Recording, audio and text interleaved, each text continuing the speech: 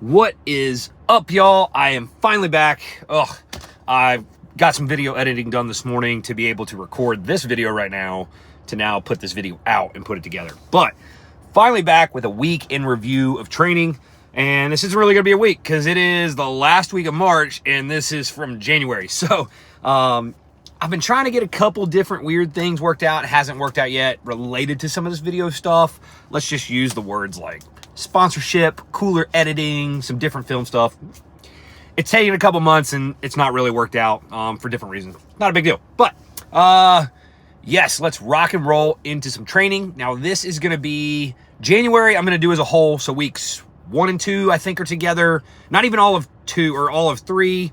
I split it somewhere and I'm going to have to stop and look and double check it. But basically, yes, January is a blur already now that it's March.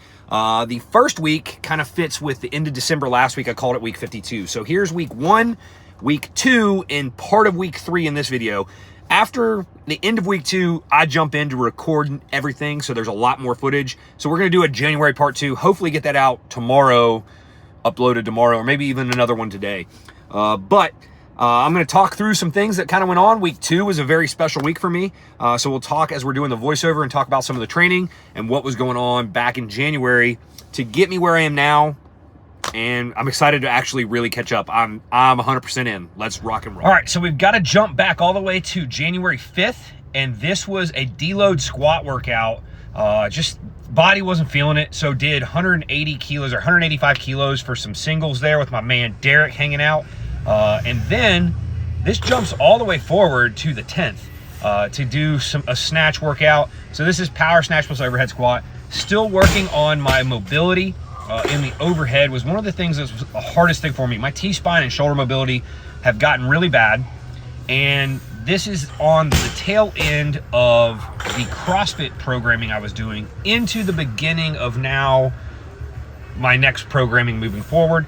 I kind of ran everything up to what's happening in the following week, which is going to be Gaston, North Carolina. It's going to be the North Carolina Breathing Equipment School. I don't have any footage from that, but it was a firefighter safety and survival and Mayday training class that I went through for the entire week. It's very difficult to get into and a very strenuous week.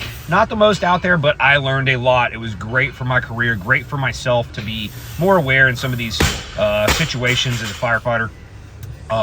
That was the whole following week, so this is right before that. So I also didn't want to do anything too crazy. I had, what'd you have? Snatches up to, I think, 108 kilos on the power snatch.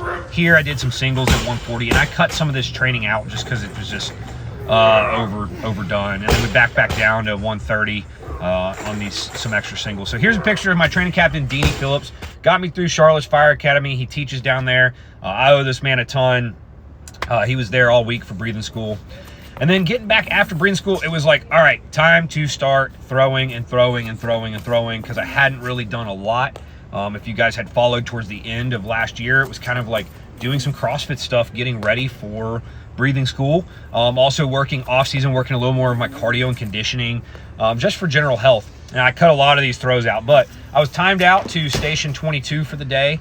Got some shot put throws in. Then we got a call and dinner. And now you see me after dinner. You can see it's dark outside. Doing some just cast and drops here, and I use the wall so I don't have to go chase this thing down. And this one's not super heavy. I think it's loaded about 35 pounds with sandbag. And then I go outside, and it was cold. This is still, remember, January. I went outside and threw some standing throws with the Braemore. I think it was, or Braemore with the med ball. So, yeah, just getting in, trying to ramp back up the volume. I think it was about 5 Braemores, but 10 open stone throws or shot put throws and 10 of those cast and drops. Didn't get any real other training in on this day, but really trying to bring up my stones. So on average, they're actually where I lack a lot, as well as with weight over bar. And speaking of weight over bar, boom, right on cue. You can tell it's nice and chilly wearing sweats back in January. Working on my worst event. And so I would say we're definitely into week 3 of the year here for you guys that are trying to keep track. And I don't have the volumes written down. I actually just wrote down through WOB. Normally I don't really write my WOB volumes down because it's the event that I hate the most. I wish I could throw this thing higher. I train it. If you follow me, you know I train and train. and it just don't work. Go figure. There's the whole idea of just get super stupid strong, but I'm probably not ever gonna get super stupid strong. I'm about to turn 36, and let's just be real, it's probably not in the cards. Now, because I'm throwing with the strap, I actually went lightweight first, and I'm actually excited with how some of these weights for distance are feeling at the very beginning of the year. I personally, for a few years now, have just kind of adopted a lot of full throws in my training. I was doing some one turns at the end of last year. And just so you know, and I throw that one in there, and I tend to do this from time to time, they're not always great. You're not always seeing the mistakes, the ones that I throw in the dirt right next to me, the ones that I just let go of. You can see it's wet out there. I hate slipping and sliding in turf. I hate throwing when it's wet because I don't like to risk getting hurt. Obviously, if you're slipping, there's a chance of injury, and that's one of the things I hate. So here we are throwing the short chain heavyweight, the wob length heavyweight.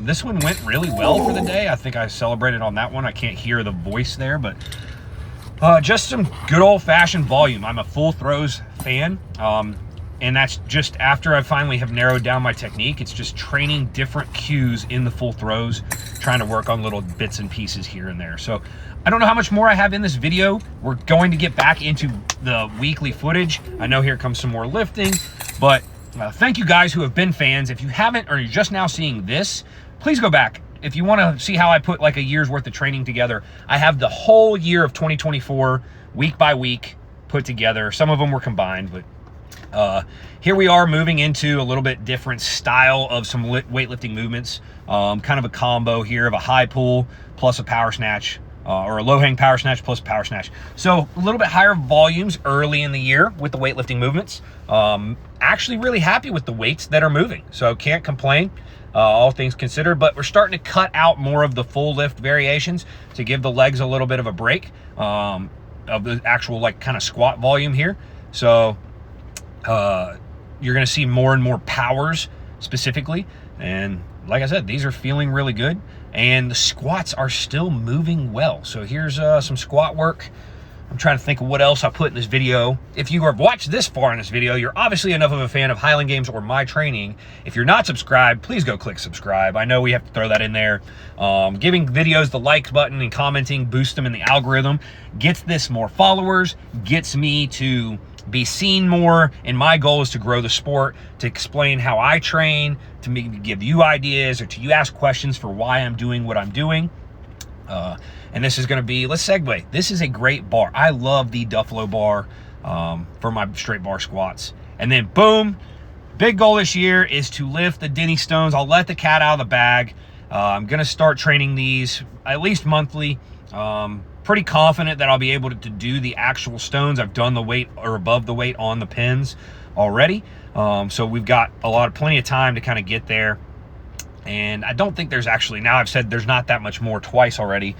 We are looking into some of the overhead variations. So it's like a double push press, and then I think a split jerk, maybe 2 split jerks.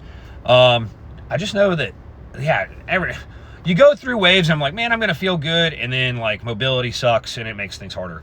I think that's about it. I'm going to stop talking. The next video is going to definitely be longer. There's a lot more in it. I know there's a lot more in it. I know it was already, before I edited it up, was like over 20 minutes. So I'm going to definitely try to cut that down some, because it can get boring. Or you're just listening to me, and nobody likes just listening to me rant and rant and rant and rant. So here you see some low hang pulls and power cleans. Yeah, I'm just going to let you have fun. Watch the rest of this. I'm going to go in the gym and get lifting, and we'll catch you guys soon. Excited to kind of get back to posting the videos. Take care, y'all.